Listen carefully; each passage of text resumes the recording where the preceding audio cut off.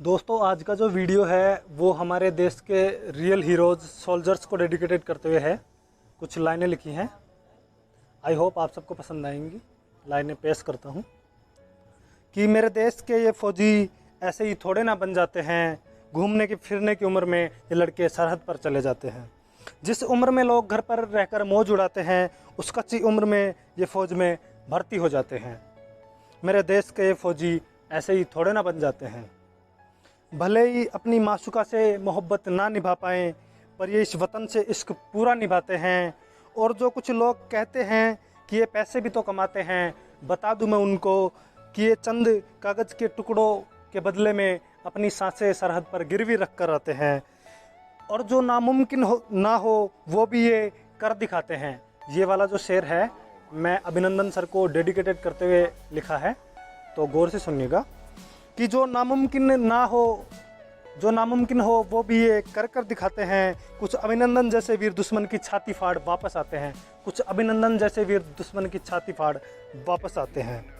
मेरे देश के फौजी ऐसा काम कराते हैं, पूरे विश्व में देश का नाम कराते हैं।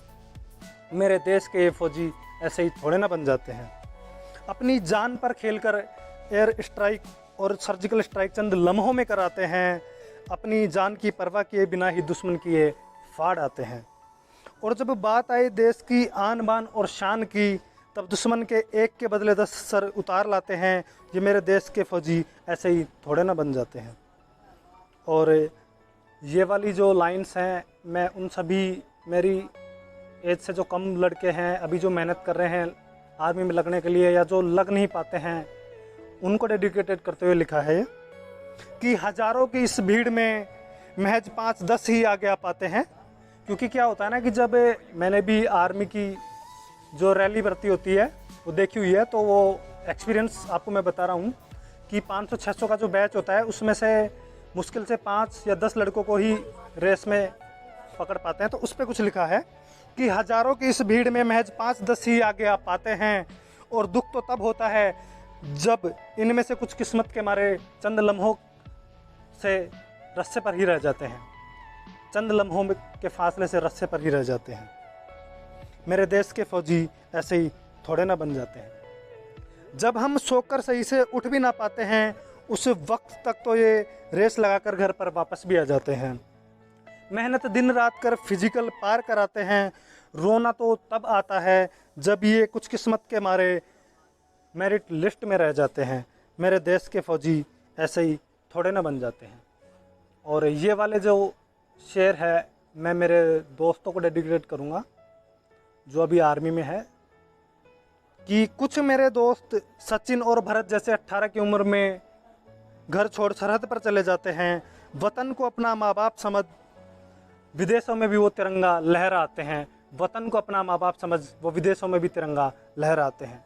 वैसे ही मेरे एक दोस्त और हैं जो कि आर्मी में ही हैं, अभिषेक भाई, जो कि काफ़ी अच्छे शायर हैं। उनको डेडिकेटेड करते हुए शायरी लिखी है, ये शेर लिखा है सॉरी।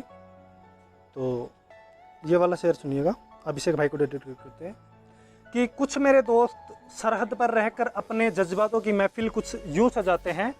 कि कुछ मेरे दोस्त सरहद पर रहकर अपने जज्बातों की महफिल कुछ यूँ सजाते हैं कि अभिषेक जैसे भाई भी सरहद पर रहकर अच्छे शायर बन जाते हैं।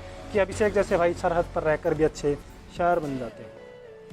और जैसा कि क्या होता है ना कि फिल्मी जगत का जब कोई कलाकार चला जाता है तो हम उसको काफ़ी तवज्जो देते हैं बजाय हमारे रियल हीरोज़ के। तो उस पर ये शेर है कि जब कोई फिल्मी कलाकार चला जाता है तो तुम उसकी मैयत पर इतना शोक मनाते हो। कि जब कोई फिल्मी कलाकार चला जाता है तो तुम उनकी मैयत पर इतना शोक मनाते हो। तो मुझे समझ नहीं आता कि इन वीरों की शहादत पर तुम इतना सम्मान क्यों नहीं दिखाते हो। मुझे समझ नहीं आता तुम इन वीरों की शहादत पर इतना सम्मान क्यों नहीं दिखाते हो। और जो आखिरी जो शेर है मैं उन सभी माताओं, बहनों और वीरांगनाओं को डेडिकेटेड करूँगा। और ये पुलवामा अटैक से रिलेटेड शेर है, आखिरी शेर है, गौर से सुनिएगा। बड़े दुख में लिखा है ये मैंने कि सलाम करूँगा मैं शीश नवाकर उन माओं को, सलाम करूँगा शीश नवाकर मैं उन सब माओं को जो ये सदमा हंसी खुशी सह लेती हैं। जो ये सदमा हंसी खुशी बिना रोए सह लेती हैं, और जो दिया था बेटा 6 फुट का, और जो दिया था बेटा 6 फुट का, बदले में महज तिरंगा ले लेती हैं, बदले में महज तिरंगा ले लेती हैं। जय हिंद, जय भारत। और मैं अंत में इतना ही कहना चाहूँगा कि हमारे देश के जो रियल हीरोज़ हैं, इंडियन आर्मी के जो सोल्जर्स हैं, उनकी रेस्पेक्ट हमें दिल से करनी चाहिए। मैंने काफ़ी वीडियोज़ सोशल मीडिया प्लेटफॉर्म पर देखी हैं कि जब वो जवान छुट्टी पर जाते हैं तो उनको ट्रेन्स में सीट भी नहीं मिल पाती है। तो मेरे कहने का मतलब ये है कि जो हम उनकी इज्जत सोशल मीडिया पर दिखाते हैं, वैसे करते हैं, जैसे आज अपन सब उनको वीडियोज फोटोज लगाकर जो एप्रिशिएट कर रहे हैं, उसको अपन रियलिस्टिक तरीके से भी करें, वास्तविकता में भी करें, तो उनको और हमको बहुत अच्छा लगेगा। धन्यवाद। और ऐसे ही और वीडियोस देखने के लिए अपने यूट्यूब चैनल, आपके यूट्यूब चैनल अनब्रेकेबल कबीर को सब्सक्राइब जरूर कर लेना। बहुत बहुत धन्यवाद। जय हिंद, जय भारत।